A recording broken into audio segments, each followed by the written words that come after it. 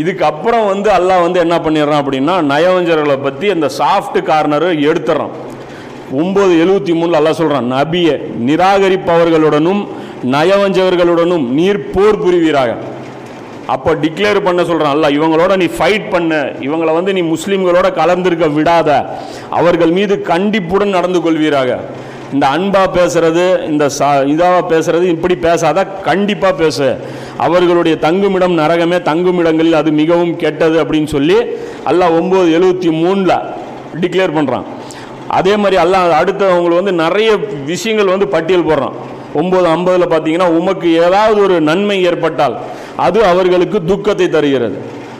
நீ ஜெயிச்சு வந்தேன்னா அவங்க வருத்தப்படுறாங்க, இதனால வந்து முனாஃபிகளோடு நீங்கள் விலகிருங்கிறாங்க. நிச்சயமாக அவர்கள் உங்களை சார்ந்தவர்களே என்று அல்லாவின் மீது சத்தியம் செய்து சொல்கின்றனர்.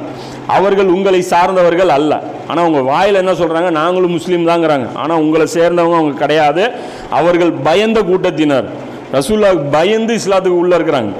அதாவது அவங்களுடைய நடவடிக்கைக்கு பயந்து முஸ்லீம்களாக இருக்கிறாங்க. ஒரு ஒதுங்கும் இடமோ குகையோ சுரங்கமோ கிடைத்தால், 9:56-57 ஒரு ஒதுங்கும் இடமோ சுரங்கமோ கிடைத்தால் கூட ஓடி ஒளிந்து கொள்வார்கள்.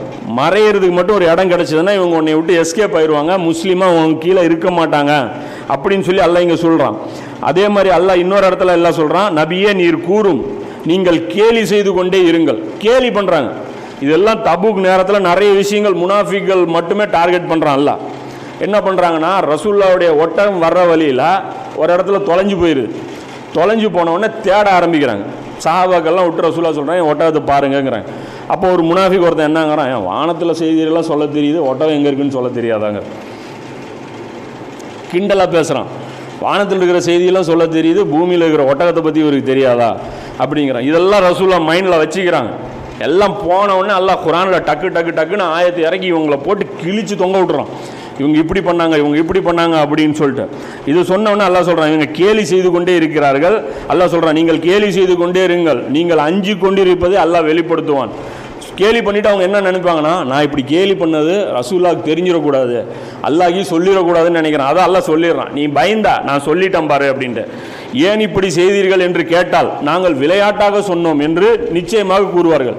கேட்டால் என்ன சொல்கிறது, நாங்கள் சும்மா ஜாலிக்காக சொல்லிட்டோம் அப்படிம்பாங்க. இதெல்லாம் பேச்சு கிடையாதுங்கிறான்.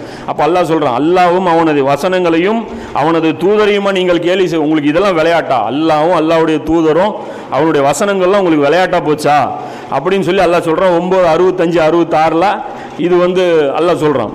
அதே மாதிரி உங்களுடைய கேரக்டர் எல்லாத்தையும் போட்டு உடச்சி விட்றான். நீங்கள் வெற்றியோடு திரும்பி வந்தபோது நீங்கள் வராததை பற்றி தாங்கள் வராததை பற்றி புகழ் கூறுகின்றனர்.